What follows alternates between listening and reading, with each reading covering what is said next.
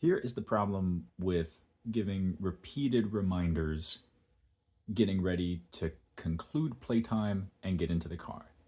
Maui and Moana have been kind enough to volunteer to demonstrate, so here we go. This is the scenario where Moana is currently playing and Maui is going to walk up and inform her that it's almost time to conclude playing and get into the car because it's almost time to go. So, option one teaches Moana to completely ignore when her caretaker tells her that it's time to do something, and also trains her to only respond to an escalated tone, whether that's yelling or giving some sort of signal like, I'm going to count to three. If we want to train Moana to ignore all the signals from the caregiver, except for a particular tone of, I'm frustrated, then this is how we want to do it. So Moana is playing, play, play, play, play, play, play. Then her caregiver comes in, says, Hi, Moana. You should know we need to finish playing soon because it's almost time to go. And then the caregiver does not intervene further. Moana keeps playing, play, play, play, play, play, play, play, play, play. And then the caregiver comes up and says, Hey, Moana, it's getting close to time to go, and you need to stop playing. And Moana continues playing, play, play, play, play, play, play. And the caregiver then says again, Hey, Moana, do you hear me? Yes, I know. It's almost time to go. Play, play, play, play, play, play, play, play, play. So why is that? Well, it's because Maui is becoming background noise. Just like from Moana's perspective, Maui might be off talking to another adult, Maui might be cleaning up, Maui might be discussing how it's almost time to go, and all of that has no bearing on changing anything in Moana's reality. She is just experiencing, hey, it's time to play, and sometimes there's various forms of background noise. And eventually, Maui thinks he's giving signals to play or to conclude play and get ready to go. But really, to Moana's perspective, Maui, every time Maui says, hey, it's 20 minutes left or 5 minutes left, or we're going to finish this thing and then go, every cue like that is really just a variation of the thing to say of think about concluding your play and get in the car and getting in the car. Think about concluding your play and getting in the car. And so for Moana, it looks like this. Maui comes in and says, think about concluding play and get into the car. And for Moana, that means play, play, play, play, play, play, play. And then Maui leaves, comes back into her focus, and he says, think about concluding play and getting into the car. Play, play, play, play, play, play, play, play, play.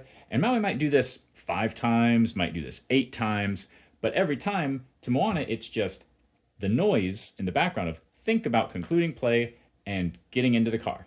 And then eventually Maui comes in and might be frustrated, might just be ready to leave. And so feeling like he's not been listened to for maybe 3 times, maybe 8 times, Maui is frustrated, has no patience for Moana. Moana says, wait, I didn't get to touch my blocks. That, nope, I've told you a bunch of times and it's time to leave. And everybody's having a bad time because Moana is wishing she got to play with the blocks and Maui is frustrated because he feels like he hasn't been listened to.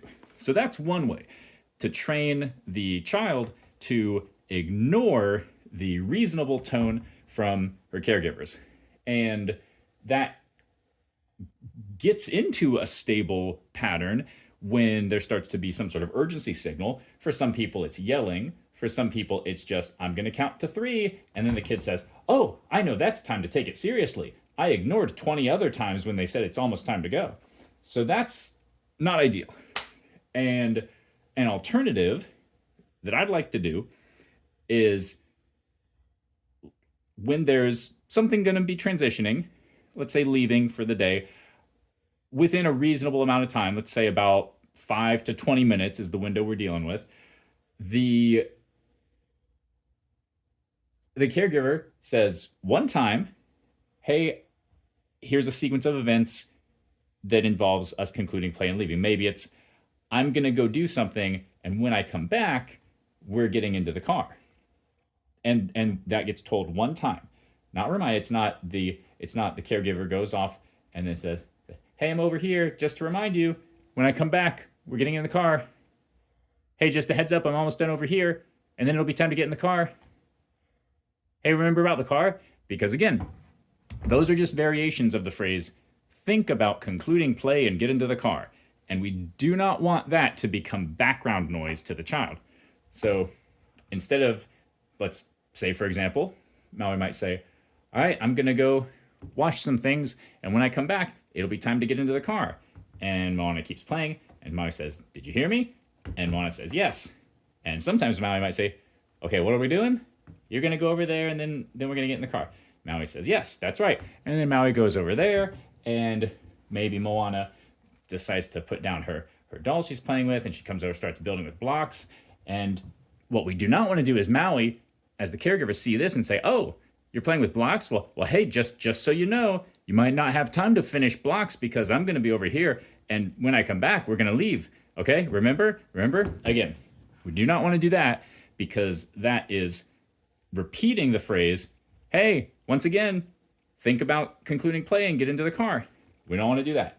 We don't want to train that to become background noise. We want to train is saying it once, and then when Maui comes back says, okay, now it's time to get in the car. And because we set that expectation up with a clear sequence of events, I'm going to go away and come back, and now we leave. Clear sequence of events that we absolutely follow through on, and again, within a reasonable amount of time, probably about 5 to 20 minutes, Moana might say, oh, but I'm not finished with my blocks, or oh, my doll still needs to use the potty in pretend land, or something like that. And Maui could say, I know, I'll tell you what, we'll put those aside, and we'll know to do that next time, because right now, it's time for the car. And again, one time, and he says, well, no, blocks, or doll, or blocks. We pick her up, and in this case, it's kind of good-natured, because everyone's still in a relatively good mood. Moana might be upset in the moment. Maui's not frustrated because it's not been a bunch of repetitions and not being listened to. And it's pretty easy to get Moana back in the good mood. And everybody has a much better time because we're not repeating over the course of 5 to 20 minutes every couple of seconds. Hey, remember, it's almost time to leave. Hey, think about leaving. Hey, think about leaving. Because then when it is time to actually leave, what's the message again? Hey, think about leaving. But every time that's been the message, what's been the reality? The reality has been 20 more minutes of playtime. So that's why we don't want to repeat, hey, it's time to leave. Hey, it's time to leave. It's almost time to leave. We're going to leave soon. Hey, remember again soon. The core concept is if I stand up from a dinner party to say farewell, and then I sit and talk for another 20 minutes, that's not the way we want to do it. If I stand up to say farewell, I go around the table and say farewell, and then I'm no longer there.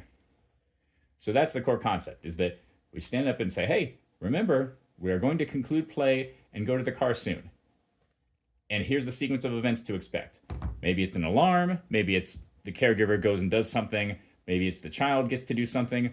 One thing we want to avoid is say, okay, when you're done playing with those blocks, then we're going to go to the car. Because now that's giving the expectation that it's up to the child to decide, well, when am I done with my blocks?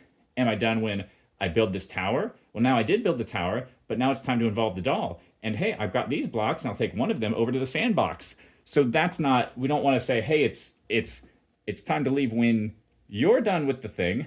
We'll tell them exactly what the sequence of events is, leading from what we're doing now to then it's time to conclude and get up and go.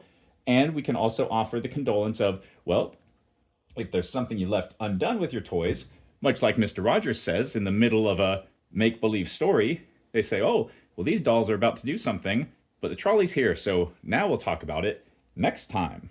We can say that. We can say, here's the expectation of sequence of events.